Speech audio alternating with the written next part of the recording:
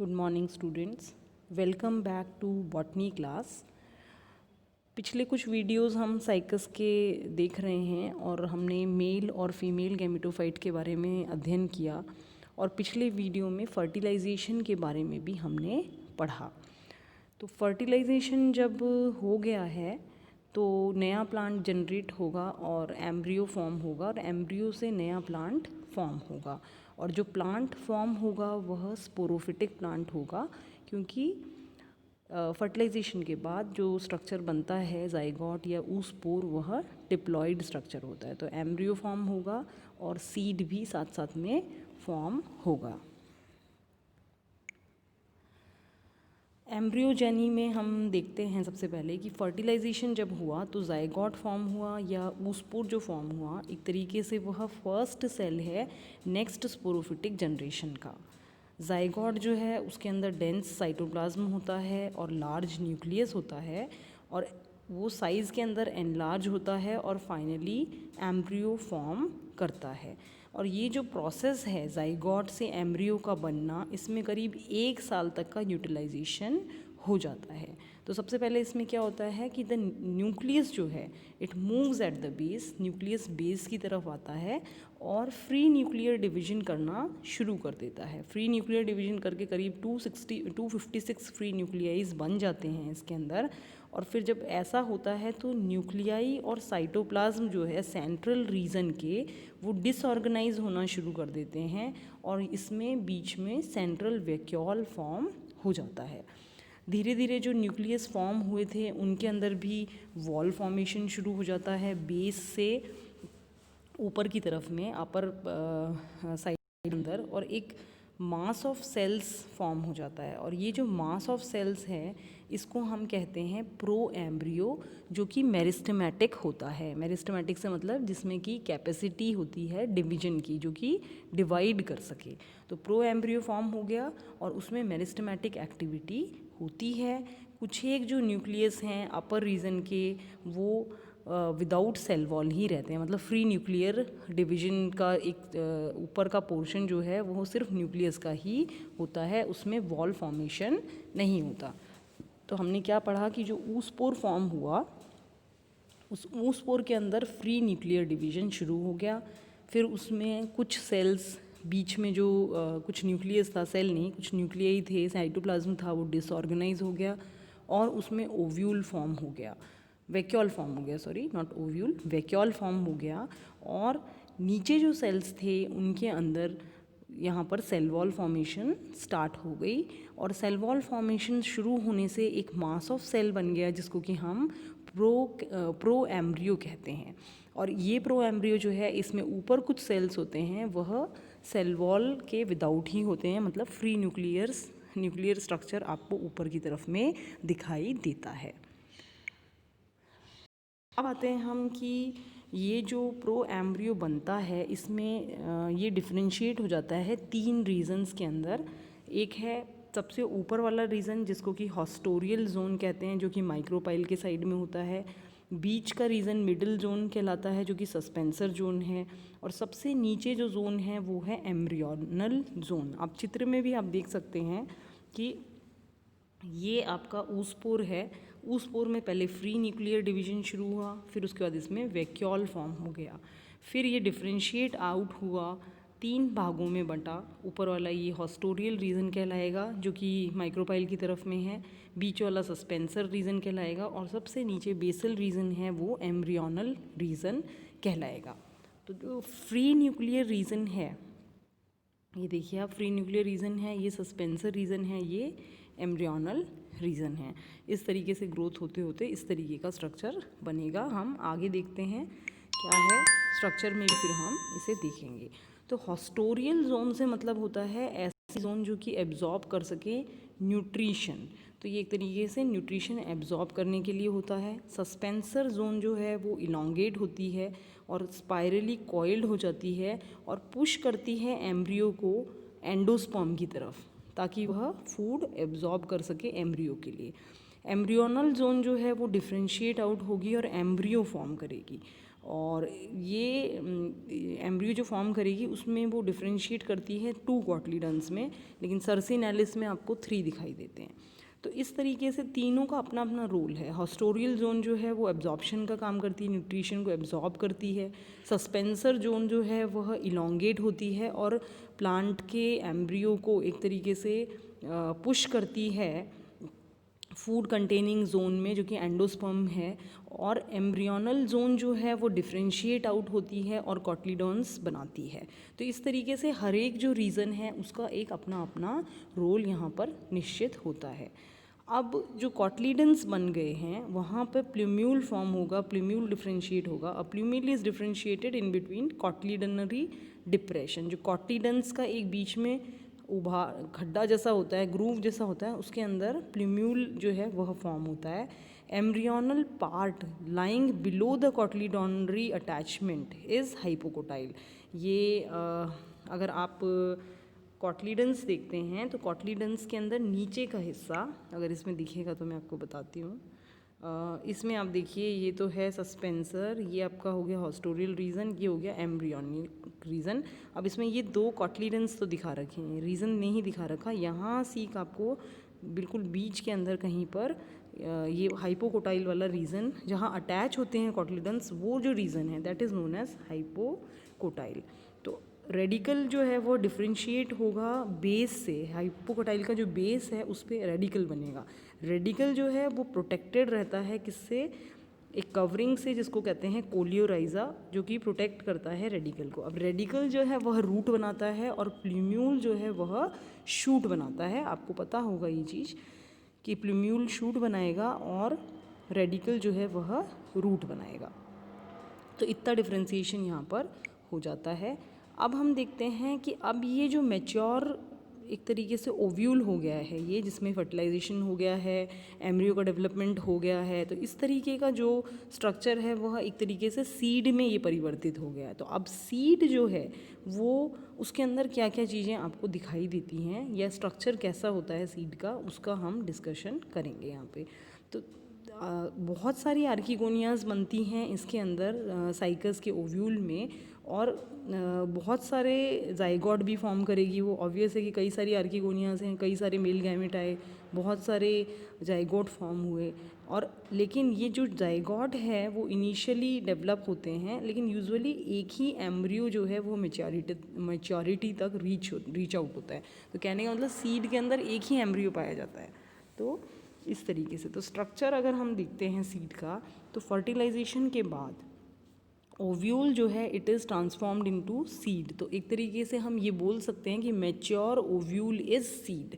और mature ovule से मतलब होता है जिसमें कि फर्टिलाइजेशन हो जाता है, एम्ब्रियो का डेवलपमेंट होने लग जाता है। तो न्यूसिलस, अब इसमें जो सीड है इसमें क्या कौन कौन सी लेयर्स आपको दिखाई देती हैं, क्या क्या चीज़ें हैं, ये हम डिस्कस करेंगे। Nucellus and the inner layer of the integument are used up as nourishment by developing embryo. जो ओव्यूल में हमने न्यूसिलस पढ़ा था शुरू में, और जो लेयर्स पढ़ी थी, इंटेगुमेंट पढ़ा था, वो धीरे धीरे एम्ब्रियो यूज़ करता रहता है फॉर देयर नरिशमेंट। तो मैच्योर जो सीड है वो यहाँ पर ऑरेंज रेड कलर का होता है या रेडिश ब्राउन कलर का सीड हो जाता है। अब सीड के अंदर कौन कौन सी लेयर्स हैं ये देखते हैं। तो सबसे पहले सीड कोट या टेस्टा जो है वो किसका बना हुआ है? It is formed by outer brightly coloured fleshy layer and the middle layer of integument. हमने आपको बताया था ओव्यूल जिस वीडियो में है आप उसमें देख सकते हैं कि ओव्यूल में एक इंटेगुमेंट पाई जाती है और एक इंटेगुमेंट में 3 लेयर पाई जाती है। आउटर लेयर जो कि सार्कोटेस्टा, इनर मिडिल लेयर स्क्लेरोटेस्टा और इनर फ्लैशी लेयर, ये 3 लेयर्स पाई जाती हैं। तो इनमें से जो आउटर ब्राइटली फ्लैशी लेयर और मिडिल लेयर जो है, ये 2 लेयर यहाँ पर रहती है। यहाँ पर आप देखते हो कि ये टेस्टा किसकी बनी हुई है? It is form by outer brightly coloured fleshy layer and the middle layer of the integument. अगर आप इस सीड भी देख रहे हो तो इसमें स्ट्रक्चर आप देख सकते हो, ये आउटर फ्लैशी लेयर बन गई, मिडिल स्टोनी लेयर है, और ये इनर फ्लैशी लेयर आपको यहाँ पर दिखाई देती है।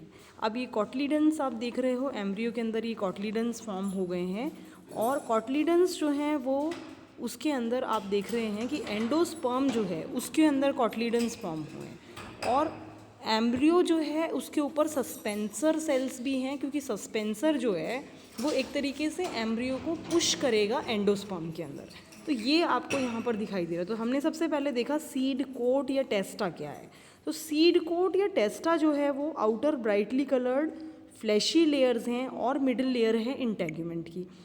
उसके बाद देखिए माइक्रोपाइलर रीजन, तो ये क्या है, it is present in the form of small opening at the top of the seed. Seed के बिल्कुल टॉप पे जो रीजन है, ये जो रीजन है, this is the micropylar region. फिर आता है एंडोस्पर्म, ये क्या है, inner to the seed coat lies a wall tissue called endosperm. Endosperm जो फॉर्म हुआ था फर्टिलाइजेशन से पहले, वो नरिशिंग लेयर है, नरिशिंग टिश्यू है, वो यहाँ पर आपको दिखाई देगा। और इनके जो सेल्स हैं, large amount of food material stored रहता है। अब आते हैं एम्ब्रियो की अगर बात करते हैं, तो एम्ब्रियो जो है वो एम्बेडेड होता है एंडोस्पर्म में, और एक तरीके से फूड या न्यूट्रिशन एम्ब्रियो का एंडोस्पर्म से ही हमें मिलता है।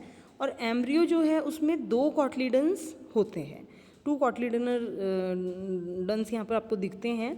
प्ल्यूम्यूल और रेडिकल फॉर्म होते हैं, और एम्ब्रियो जो है वो सस्पेंडेड रहता है, लटका हुआ रहता है एंडोस्पर्म में by a long spirally coiled suspensor. ये आपको पहले भी बताया था कि सस्पेंसर लॉन्ग कॉइल्ड स्ट्रक्चर होता है जो कि धसाए रखता है एम्ब्रियो को एंडोस्पर्म में, जहाँ से कि वो अपना फूड ले सकता है।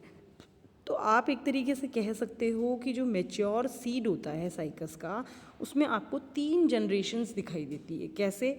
सीड कोड जो है वह ओव्यूल में से आया है, और ओव्यूल की जो इंटेग्यूमेंट है वो पहला जो पेरेंट स्पोरोफिटिक जनरेशन था उसकी बनी हुई है। एंडोस्पर्म जो है वो रिप्रेजेंट करती है गैमेटोफिटिक जनरेशन में, क्योंकि जो मेगास्पोर बना था उसी के अंदर फीमेल गैमेटोफाइट बना था, मेगास्पोर से बना था, तो वो फीमेल गैमेटोफाइट जो है वो गैमेटोफिटिक जो स्ट्रक्चर है वो हो गया, या वो जनरेशन हो गई। एम्ब्रियो जो है जाइगोट जब फॉर्म हुआ, जो डिप्लॉयड स्ट्रक्चर बना है उससे एम्ब्रियो बना, तो ये 3rd जनरेशन हो गई, या new sporophytic generation. 3rd generation नहीं बोलना चाहिए, एक और जनरेशन हो गई कि जो न्यू स्पोरोफिटिक जनरेशन है। तो कहने का मतलब ये है कि एक साइकस के सीड में आपको 3 जनरेशन्स दिखाई देती हैं, 2 स्पोरोफिटिक जनरेशन, एक पेरेंट स्पोरोफिटिक जनरेशन, एक नई स्पोरोफिटिक जनरेशन, और एक आपको गैमेटोफिटिक जनरेशन दिखाई देती है। तो इस प्रकार से 3 जनरेशन आप एक मैच्योर साइकस के सीड में देख सकते हो। अब आता है जर्मिनेशन पार्ट, कि सीड जब बन गया है तो वो किस प्रकार से उसका डिस्पर्सल होगा, किस प्रकार से वो जर्मिनेट करेगा। तो सीड यहाँ पर जो है स्वीट होता है, उसका एक टेस्ट होता है, और एक प्लेजेंट एक ऑर्डर यहाँ पर इमिट करता है, वो एक अलग सी सुगंध भी इमिट करता है, जिसके कारण एनिमल्स अट्रैक्ट होते हैं और एनिमल के द्वारा वो डिस्पर्सल करता है। सीड का जो कलर है वो भी बड़ा अट्रैक्टिव है, रेड कलर है, और एक प्लेजेंट ऑर्डर, एक अलग सी खुशबू ये देता है, जिसके कारण कि एनिमल्स अट्रैक्ट होते हैं और इस सीड को डिस्पर्स करते हैं, फैलाते हैं। सीड वाइबल रहता है, कुछ मंथ्स तक वाइबल रहता है, और अगर इसको सूटेबल कंडीशन मिलती है तो ये जर्मिनेट होता है। कैसे जर्मिनेट होता है? ये वाटर एब्जॉर्ब करता है, वाटर एब्जॉर्ब करने से एम्ब्रियो जो है इसका एक्सपैंड करता है, और जो हार्ड सीड कोट होती है वह हार्ड सीड कोट फट जाती है।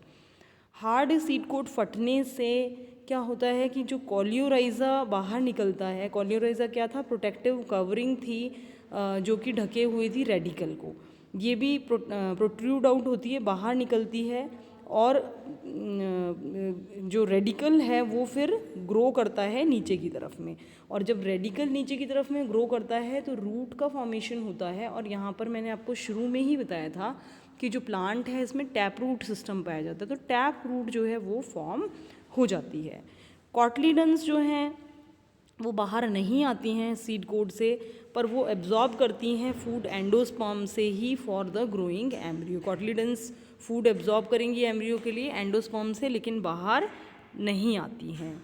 स्टॉक जो होता है कॉटलीडन्स का वो इलोंगेट होता है, और इलोंगेट होके आगे प्ल्यूम्यूल बनाता है, और प्ल्यूम्यूल जो है वो सीड कोड से बाहर निकलता है। प्ल्यूम्यूल जो है फर्स्ट फॉर्म करता है कुछ स्केली लीव्स, और फिर उसके बाद फॉर्म करता है फोलिएज लीव्स, और यंग लीव्स जो होती हैं उनके अंदर सर्सिनेट वर्नेशन आपको दिखाई देती है, और ये इस प्रकार से नई लीफ फॉर्म होती है, और आप कह सकते हो कि सीड जर्मिनेशन यहाँ पर हाइपोजियल टाइप है। क्यों?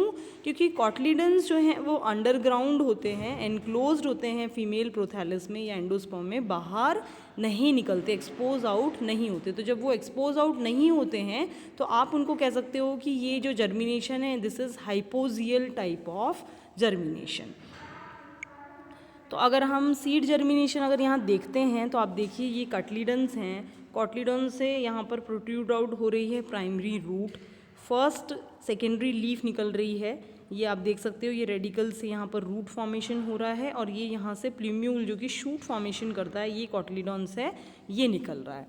अब सीड का तो सीड कोट रप्चर हो गया है, ये सब स्ट्रक्चर बाहर निकल गया है, स्टॉक ऑफ प्ल्यूम्यूल से, स्टॉक ऑफ कॉटलीडन से ही प्ल्यूम्यूल बना था, प्ल्यूम्यूल से फर्स्ट लीफ बन गई, रैचेस फॉर्म हो गया और ये आप लीफ के अंदर लीफलेट्स जो हैं उनका सर्सिनेट वर्नेशन देख रहे हो, कॉइलिंग देख रहे हो। फर्स्ट सीड्स जो लीव्स हैं ये ऐसे कॉइल्ड स्ट्रक्चर आपको दिखाई देता है।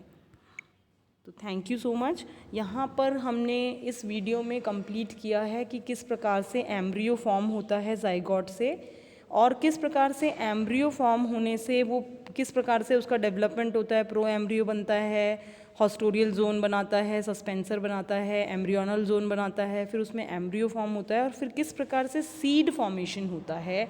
सीड में किस तरीके से 3 जनरेशन्स पाई जाती हैं, एक पेरेंट स्पोरोफिटिक जनरेशन पाई जाती है, एक गैमेटोफिटिक जनरेशन पाई जाती है और एक नई स्पोरोफिटिक जनरेशन आपको देखने को मिलती है। और फिर किस तरीके से सीड जो है वह जर्मिनेट करता है और नया स्पोरोफिटिक प्लांट दे देता है।